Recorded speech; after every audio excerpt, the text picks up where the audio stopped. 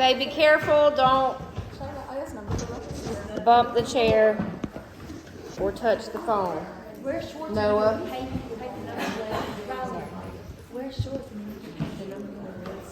Okay. Genesis chapter 18. Now listen. I'll go ahead and let y'all start writing. I'm trying to be nicer and not have y'all write so much. But sometimes you're just going to have to write. Okay. So, doing the best I can. I know it's hard to see. I might try.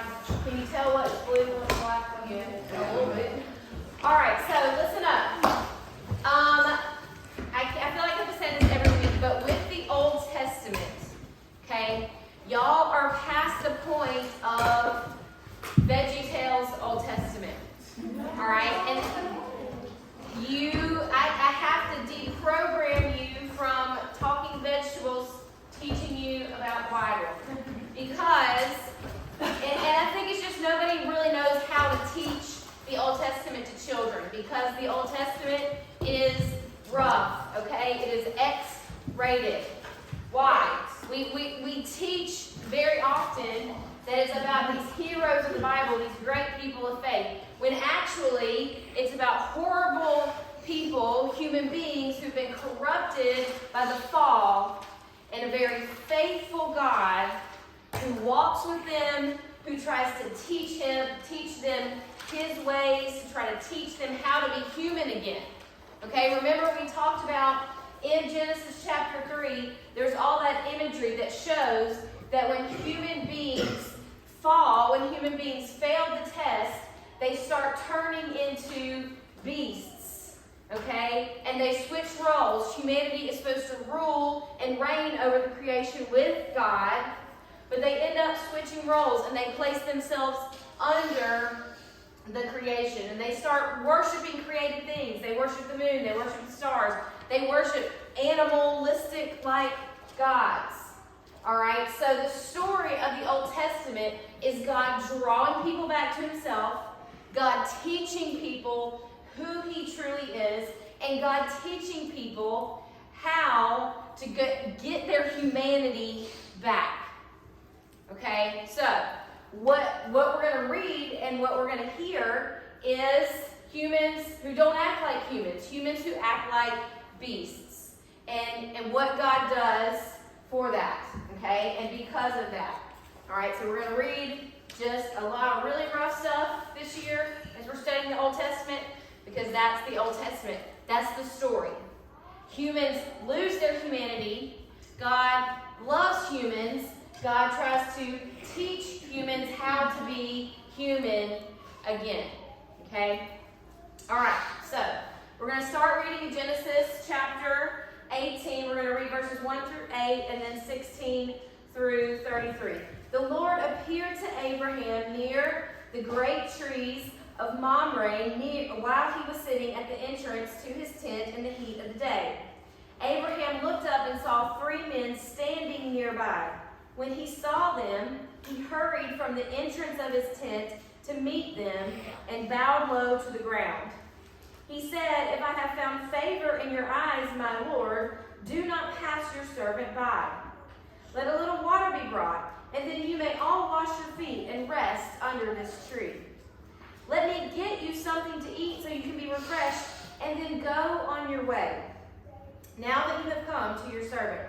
"Very well," they answered, "do as you say." So Abraham hurried into the tent to Sarai. "Quick," he said, "get 3 seahs of the finest flour and knead it and bake it into some bread." Now you have a footnote there that says about 36 pounds. That's going to make a lot of bread. All right, then he ran to the herd and selected a choice tender calf and gave it to a servant who hurried to prepare it. Then he brought some curds and some milk and the calf that had been prepared and set these before them. While they ate, he stood near them under a tree. Okay, so the Bible's really interesting whenever it starts talking about spiritual beings. So right here it just says men. And we've talked before about spiritual beings and how our understanding, what we normally call them is angels, but the word angel just means messenger. Okay? It just means messenger. And throughout all kinds of time and Christian tradition and mixing of cultures and understandings, we come to picture angels as looking like humans but having wings and halos, right? Okay, there's nothing about that in the Bible. There are winged spiritual beings in the Bible, but they seem to be in kind of a lower order. Kind of like there's humans and there's animals. There's these spiritual beings that have the appearance of humans, right? But they don't have wings. There's very animalistic spiritual beings like the cherubim, like the seraphim. They do have wings. They're also covered in a bunch of eyeballs and have heads of all kinds of different crazy things. They're kind of scary, okay? But when people see these spiritual beings in the Bible that we talked about in the Deuteronomy 32 kind of worldview, is that there are spiritual beings who have the appearance of human, but humans, when humans see them, they know there's something about them that's different. Okay, they know, wait a minute, this is more than a human, and it's not because of the wings or the halo or anything like that. All right, so just like God created human beings to rule and reign with him on the earth, he created these spiritual beings to rule and reign with him in the spiritual realm. So there's so many times we see God in the Bible talking to these spiritual beings and saying, hey, let's do this and let's do that. And you go down there and do this for me. And you go down there and do that for me. And sometimes God brings these spiritual beings with him. So that's what is happening here. They're not just regular human men. They're spiritual beings that come down with God and visit Abraham. Okay, so when the men got up to leave, we're now in verse 16. They looked down towards Sodom. Now, who lives in Sodom? Or who lives near Sodom? Lot. Okay? Remember, Lot was brought by Abraham to the promised land. Was Lot really supposed to be brought by Abraham? No. Right? God said, hey, leave your family. Sure, Abraham left his family, but he brought his nephew. Remember Lot, when Abraham and Lot were choosing, when Abraham says, listen, you can choose the land that you want, he chooses the well-watered land, right? The land where he doesn't really have to trust God as much. And he chooses the land that's close to Sodom. And then he gets captured in that war, and Abraham has to go rescue him and all that stuff. Now we learn that Lot isn't living near Sodom, he's living in Sodom. He's living in Sodom. All right, so it says, when the men got up to leave, they looked down towards Sodom, and Abraham walked along with them to see them on their way. Then the Lord said, shall I hide from Abraham? And what am I about to do? Abraham will surely become a great and powerful nation, and all nations on earth will be blessed through him. For I have chosen him so that he will direct his children and his household after him to keep the way of the Lord by doing what is right and just, so that the Lord will bring about for Abraham what he has promised him. Then the Lord said, the outcry against Sodom and Gomorrah is so great and their sin so grievous that I will go down and see what they have done. If what they have done is as bad as the outcry that has reached me. If not, I will know. Then the men turned away and went toward Sodom, but Abraham remained standing before the Lord. Then Abraham approached him and said, will you sweep away the righteous with the wicked? All right, so Abraham knows, wait a minute, my nephew's in Sodom. So what's about to happen here? What if there are 50 righteous people in the city? Will you sweep it away and not spare the place for the sake of 50 righteous people? Far be it from you to do such a thing. To kill the righteous with the wicked, remember he's talking to God. Treating the righteous and the wicked alike? Far be it from you. Will not the judge of all the earth do right? Hey God, you've said who you are, you've said your character, won't you do the right thing? This is the right thing to do. And this is what the Lord says. Sure. If I find 50 righteous people in the city of Sodom, I will spare the whole place for their sake. Then Abraham spoke up again. Now that I've been so bold to speak to the Lord, though I am nothing but dust and ashes, what if the number of the righteous is less than 50? It sounds like Abram knows what's going on in Sodom. Okay? What if it's less than 50? Will you destroy the whole city for the lack of 5 people? Or if I find 45 there, I will not destroy it. Once again, he spoke to him. What if only 40 are there? So they go back and forth, back and forth. Abram knows there's not 50 good people in this place. Abram knows there's not 40, there's not 25. They go further and further and further down. But Abram's argument is, hey, listen, what if, are you going to really destroy everybody? Is everybody wicked? Is there one righteous person there? Okay? So what Abraham is doing is he's acting as an intercessor between God and other people. All right, remember we talked about how this story is one story, right? And it points to Jesus. So this is showing the need, again, for an intercessor. Now notice, God is not negotiating here. A negotiation is when, if Abraham would have said, hey, what if there's 50 people? And God would have gone, no, 50's not enough. 50 righteous people isn't enough. It needs to be 75, right? That's a negotiation. Every number that Abraham says, what if there's 50? God says, right, you're right. I am righteous, and I am gracious, and I am loving, and I am merciful. If there are 50 righteous people there, absolutely I'll save the place. I won't destroy the whole thing if 50 righteous people are there. And then Abraham goes down again, 40, 45, all the way down to 10. And God agrees with him every single time. Absolutely. There's no way I would destroy the whole town if there's 10 righteous people there. I am loving, and I am merciful.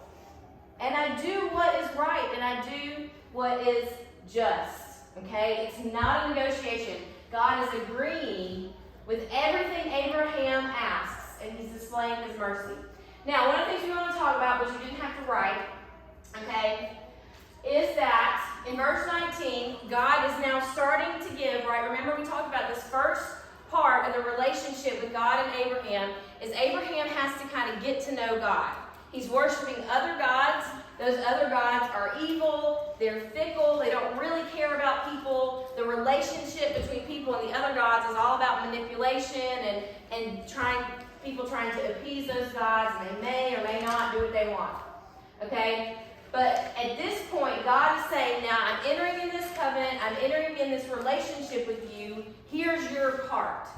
You are to act with righteousness and with justice. And so this is what Abraham is saying. If I'm going to act with righteousness and justice, aren't you supposed to do that as well? And God doesn't argue. Absolutely. Absolutely I am, and absolutely I will. All right, now also in verse 21, when God says he'll go down and see, God obviously knows exactly what is happening. Okay? God knows exactly what's happening. But remember that people of this time period see the gods as flippant, meaning they don't care, cruel, and random. They'll just destroy people in towns and places just for entertainment, right?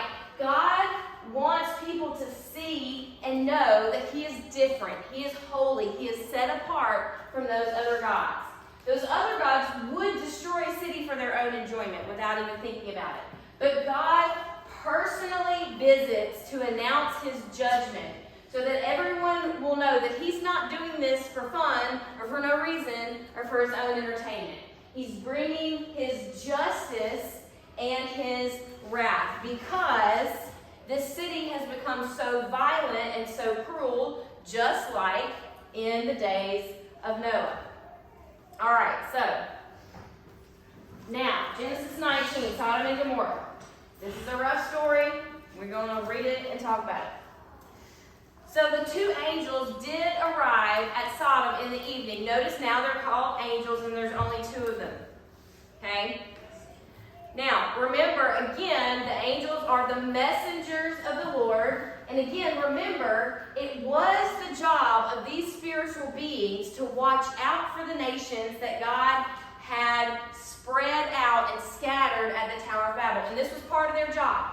When things got out of hand with the people and people groups that were not Israel, angels were supposed to report to God that things were out of hand. But remember, those angels fell, became corrupted, and tricked people into worshiping them as gods rather than protecting them until Yahweh draws them back to himself. Okay, so this is part of what they're supposed to be doing. The two angels arrive at Sodom in the evening, and Lot was sitting in the gateway of the city. So Lot's at the city gate. Now, the city gate is like the Capitol building or the courthouse. It is where all important business takes place in the ancient Middle East. So Lot is not just living in Sodom or living near Sodom. Lot is a big important person in this evil and corrupt city. Now, I don't know about you, okay, but one thing I've noticed in my 40 years of living on this earth is that you don't really get to be a big and important person in a corrupt city, nation, country, culture without being corrupt yourself. So that should tell us something about Lot. Okay, so when he saw them, when Lot sees these two angels, he got up to meet them. He doesn't even let them get to the gate. He gets up to meet them. And he bowed down his face to the ground. My lords, he says, please turn aside to your servant's house. You can wash your feet and spend the night and then go on your way in the morning. So he's trying to intercept them from seeing the evil of Sodom. No, they answered, we will spend the night in the town square. But he insisted so strongly that they did go with him and entered his house. He prepared a meal for them, baking bread without yeast, and they ate. Does anybody know the significance of baking the bread without yeast? Anybody ever made bread before? Flatness, but okay, when you put the yeast in the bread, what does the yeast do? It makes it rise. Okay, does it rise immediately? No. What do you have to do? Wait. You have to wait. Breaking bread without yeast means he's trying to hurry up. He's trying to get him out of there. Think about what Abraham did.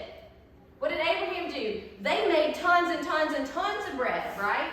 With yeast. 36 pounds of flour. They slaughtered a calf and roasted it. Like, they waited. They spent time with these angels. They weren't afraid of them seeing something horrific and sinful. But Lot's trying to hurry up and get him out of there. Before they had gone to bed, all the men from every part of the city of Sodom, both young and old, surrounded the house. They called to Lot, where are the men who came to you tonight? Bring them out to us so that we can have sex with them. Lot went outside to meet them and shut the door behind him and said, no, my friends, don't do this wicked thing. Look, I have 2 daughters who have never slept with a man. Let me bring them out to you, and you can do what you like with them. But don't do anything to these men, for they have come under the protection of my roof. Get out of our way, they replied. This fellow came here as a foreigner, and now he wants to play the judge. We'll treat you worse than them. They kept bringing pressure on Lot and moving forward to break down the door, but the men inside reached out, pulled Lot back into the house, and shut the door. Then they struck the men who were at the door, young and old, with blindness, so that they could not find the door. The 2 men said to Lot, do you have anyone else here, sons-in-law, sons or daughters, or anyone else in the city who belongs to you? Get them out of here, because we are going to destroy this place. The outcry to the Lord against its people is so great that he has sent us to destroy it. So Lot went out and spoke to his sons-in-law, who were pledged to marry his daughters. He said, hurry and get out of this place, because the Lord is about to destroy the city. But his sons-in-law thought he was joking.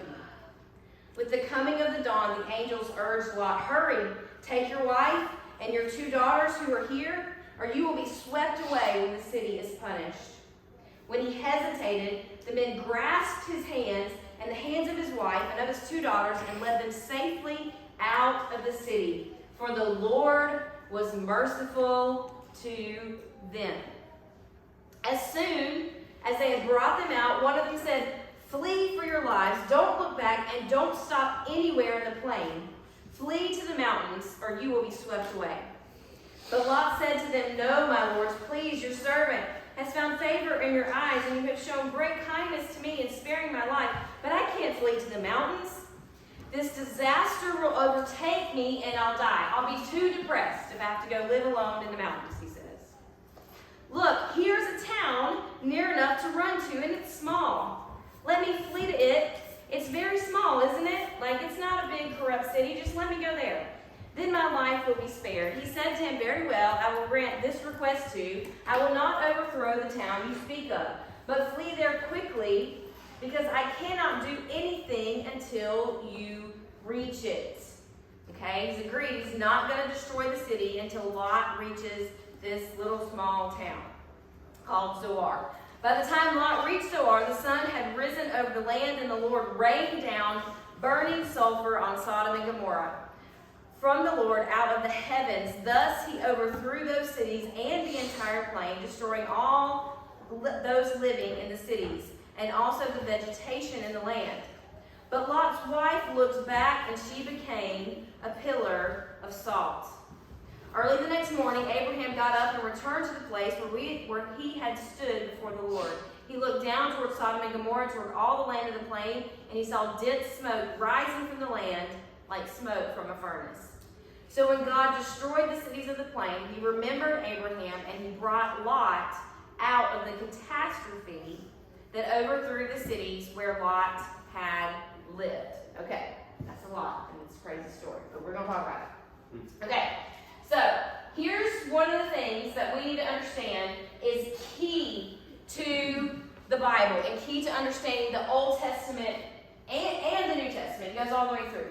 Hospitality, okay, is key in ancient cultures, especially in the land of Canaan, where there's travelers. Remember, we talked about how God purposely places Israel on that road, that travel route from Egypt to Mesopotamia, okay?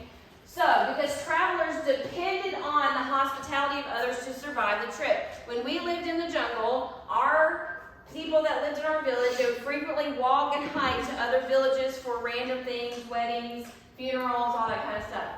It's a long way through the jungle, and there's only so much you can carry, okay?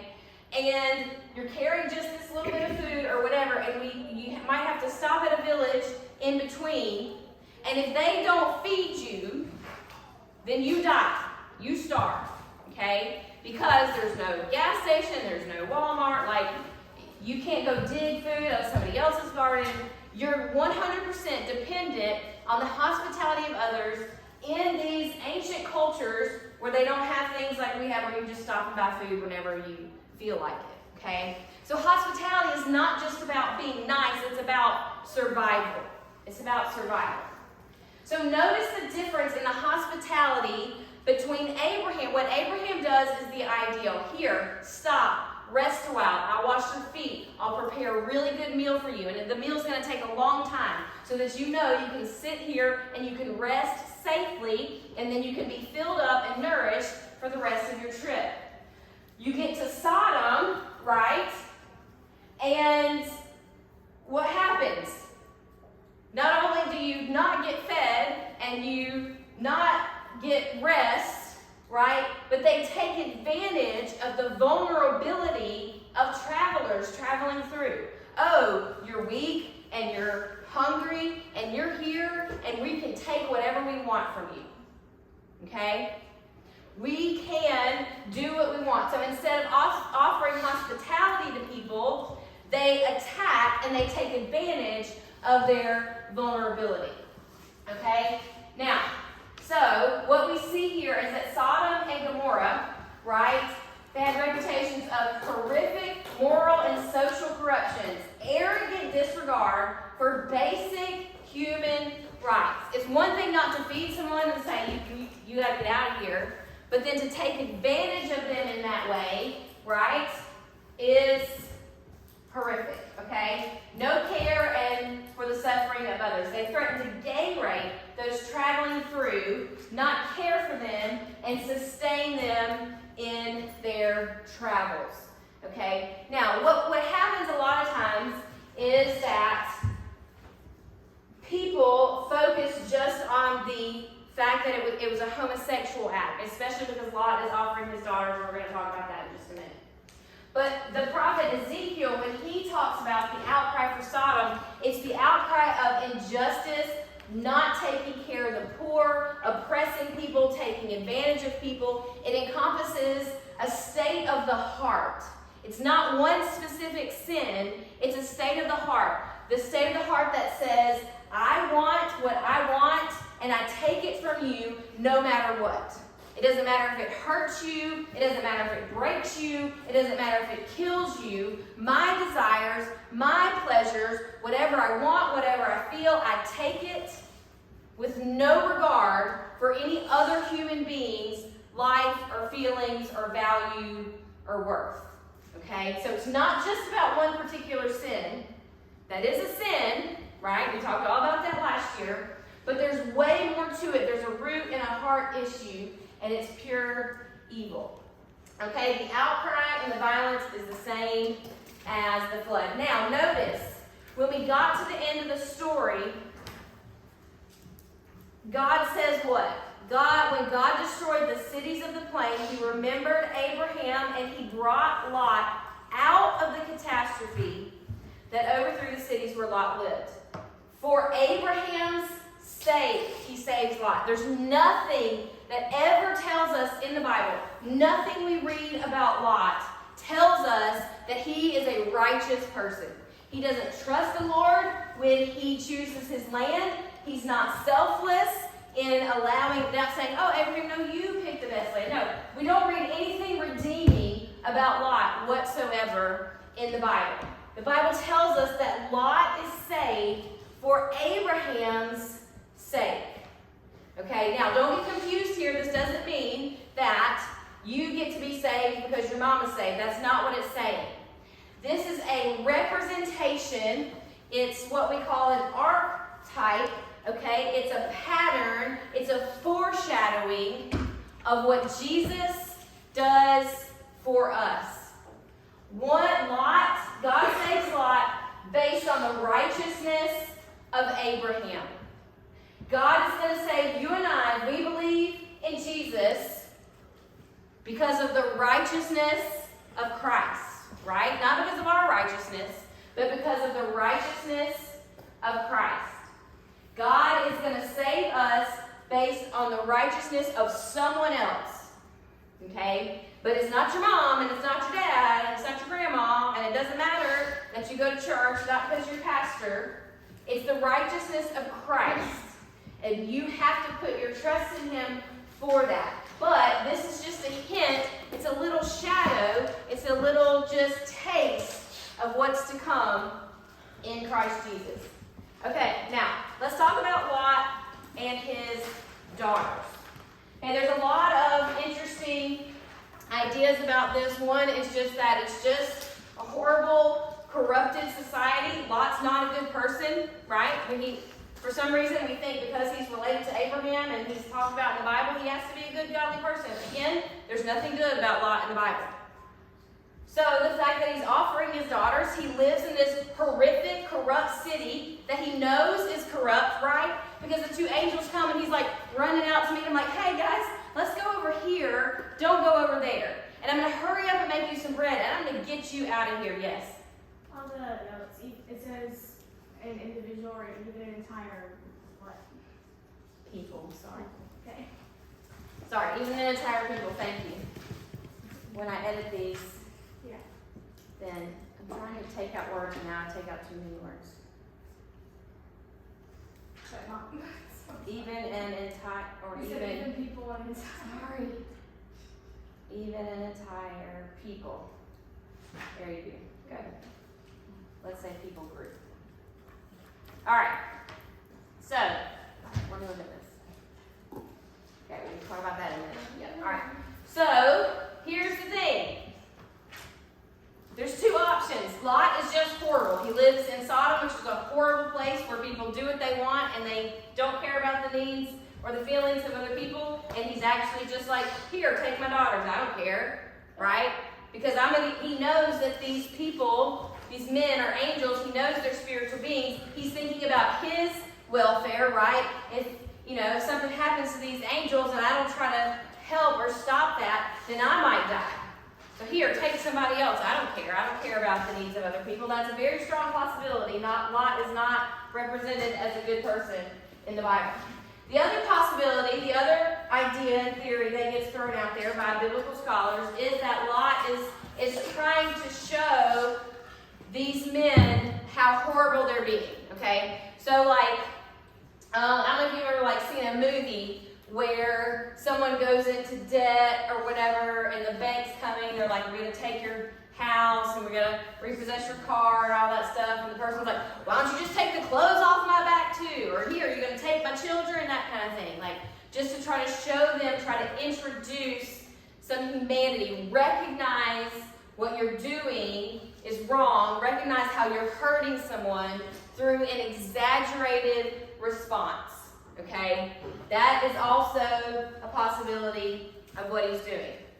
I don't know that it's the most likely, but it's a possibility. In our time, in our context, yeah, that makes sense.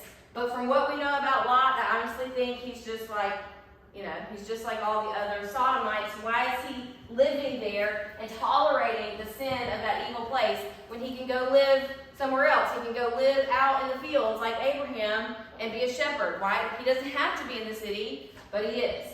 Okay? All right, and here's another reason why. Because this seems to be a family trait. We're about to see and read that Lot does not train his daughters or teach his daughters to care about what is right or the feelings of other people. So we're still in Genesis 19, verse 30. Okay? Buckle up. Lot and his 2 daughters left Zoar and settled in the mountains, for he was afraid to stay in Zoar. Remember, he begged to stay there. But then after he sees what happens in Sodom and Gomorrah, he's like, maybe the mountains are a better option. Maybe the mountains are a better option. That's what the angel suggested. I now seeing what happened, I might should have listened to them. Okay? So he and his 2 daughters lived in a cave.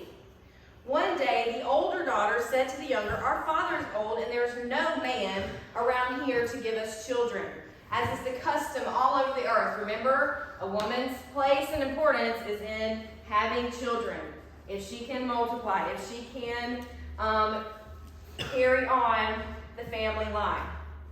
Let's get our father to drink wine and then sleep with him and preserve our family line through our father.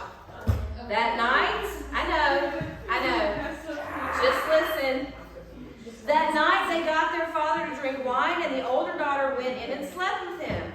He was not aware of it when she lay down or when she got up. The next day, the older daughter said to the younger, last night I slept with my father. Let's get him to drink wine again, and tonight you can go in and sleep with him so we can preserve our family line through our father. Okay, shh. Remember, I'm recording this. It's real special. It's not going to be public on YouTube. Don't worry. Okay. So they got their father to drink wine that night also, and the younger daughter went in and slept with him. Again, he was not aware when she lay down or when she got up. Listen, this is the most important part. Both of Lot's daughters became pregnant by their father.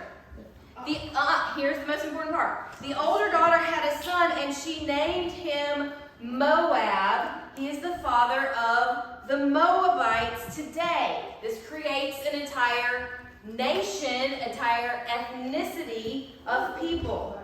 The younger daughter also had a son, and she named him Ben-Ami. He is the father of the Ammonites today. Remember, Genesis is backstory. It's backstory.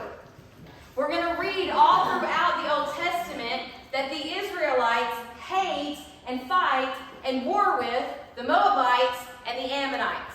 And they're telling you right here why. Because they're disgusting and evil and sinful from girls who raped their dad, right? There's a reason we hate these people.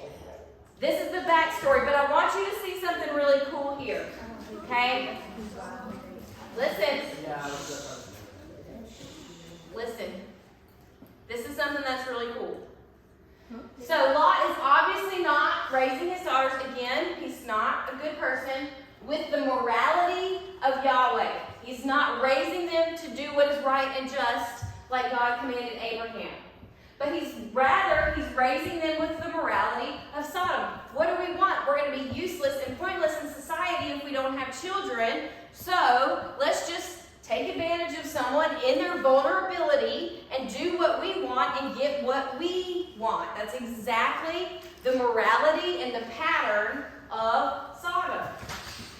All right, so they learned from Lot and from Sodom to use and abuse people for your own safety and or your own gain, right? They want this specific place in society. We can use and abuse people in order to get that. Okay, so again, this is the most important part. The reason the whole story's in there in the first place is because the descendants of Lot and his own daughters become the Moabite and the Ammonite peoples, the people group, their whole countries. Now, we're going to turn to Ruth chapter 1. Everybody turn to Ruth chapter 1. Genesis, Exodus, Leviticus, Numbers, Deuteronomy, Joshua, Judges, Ruth. I'll get there and tell you the number. Ruth chapter 1. Everybody turn. Keep skipping it. Judges, Ruth.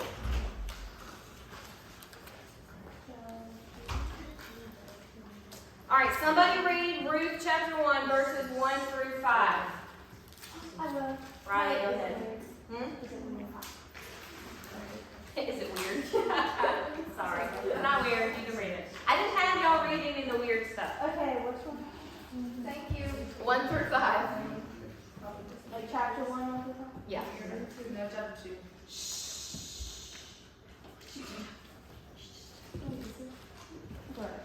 In the days when the judges ruled, there was a famine in the land, so a man from Bethlehem and Judah together and with his wife and 2 sons went to live for a while in the country of Moab. The man's name was Elimelech, his wife's name was Naomi, and the names of his 2 sons were Mahlon and Chilion. They were Ephrathites from Bethlehem, Judah, and they went to Moab and lived there. Now Elimelech, Naomi's husband, died, and she was left with her 2 sons. They married a Moabite woman, one named Orpah and the other Ruth. After they had lived there about 10 years, both Mahlon and Chilion also died, and Naomi was left without her 2 sons and her husband. Okay, so this book of the Bible is named what? Ruth. The whole book of the Bible. Ruth is a what type of person? Moabite. Ruth is a Moabite. Okay? So Israel grows up hating the Moabites, thinking they're dirty, disgusting people. And miraculously, we have a book of the Bible named after a dirty, disgusting Moabite. Okay? Somebody know, we'll talk about Ruth more when we get there, but it's a really, really amazing story. Now we're going to turn to Matthew chapter 1. Everybody turn to Matthew chapter 1. Look at verse 5. Somebody read Matthew chapter 1, verse 5. What was like the answer to that question? Like Ruth is from what? Moab.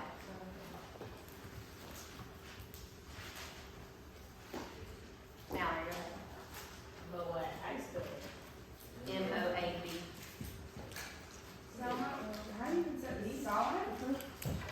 Yeah. Solomon, the father of Boaz, whose mother was Rahab. Boaz, the father of Obed, whose mother was Ruth. Okay. Obed, the father of Jesse. Who's the father of Jesse, right? Jesse was the father of King David. What is the title of this section? Look up at the top of Matthew chapter 1. What does it say? Genealogy of Jesus the The Messiah. genealogy of Jesus the Messiah. So Ruth, a dirty, disgusting Moabite, is one of the ancestors of Jesus. So Jesus is part Moabite. Okay? Why is this important? Because it shows that God's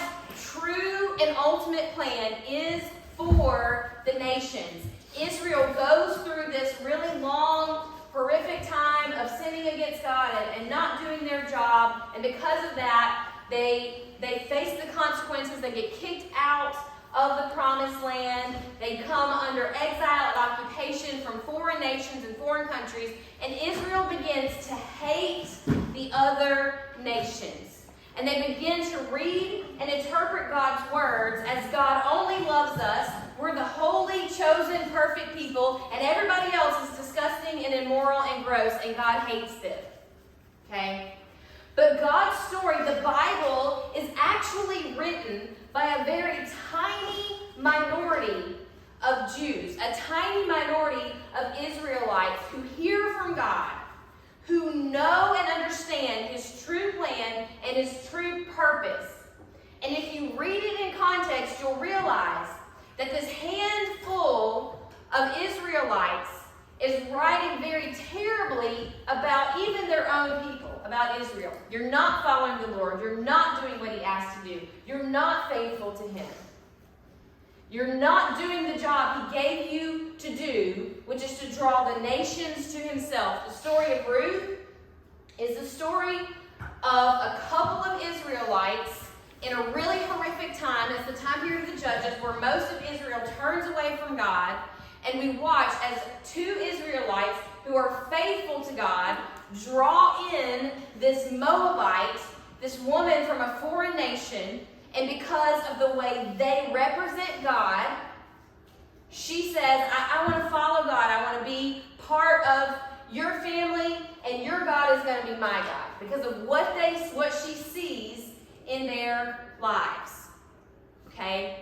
And because it's God's plan, right, for Israel to be a nation, to be a people, in order to bless all nations, meaning it's God's plan for Israel to draw the nations back to Him, God honors what happens with Ruth by letting her be one of the great-great-great-great-grandmothers of Jesus, right? This is the story. The genealogy of Jesus is the story of what God has been doing from the very beginning, from Genesis chapter 3, when humanity fails the test and they choose to determine good and evil from themselves and walk away from God, right? It shows what God is doing. It shows that God is trying to redeem all of humanity, not just Israel. Not just Israel. We get to the Tower of Babel, and everybody gets scattered, right? And God chooses Israel, but He chooses Israel to show the rest of the world who He is.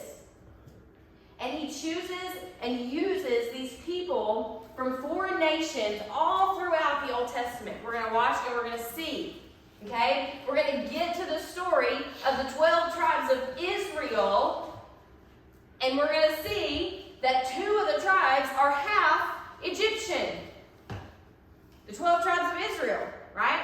2 whole tribes are half Egyptian because they're Joseph's sons. Joseph marries an Egyptian when he is in Egypt.